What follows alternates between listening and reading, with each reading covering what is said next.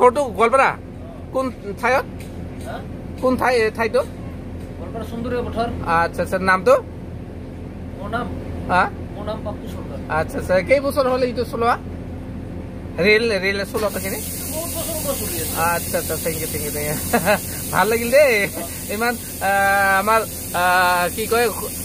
কোমল বয়সে ইমান যে ৰেল চলাই ইনকাম কৰি আছে এনে ঘৰত কেইজন আছে মা দেউতা হয় না আচ্ছা আচ্ছা আৰু এইজন হেৰিটো নামটো এখেতৰ হা আপোনাৰ নামটো আচ্ছা আচ্ছা ঘৰটো হা আচ্ছা আচ্ছা এনে কেই বছৰ হ'ল ৰেলত কাম কৰাটো হা আচ্ছা আচ্ছা থেংক ইউ দে ধন্যবাদ থাকিল দেই দে থেংক ইউ এইখিনি চলি থাকক এয়া মোৰ ৰাচন চেনেল দিয়ে মই মেঘালয়ৰ প্ৰথম আজি যিটো এই বিদ্যুতিৰে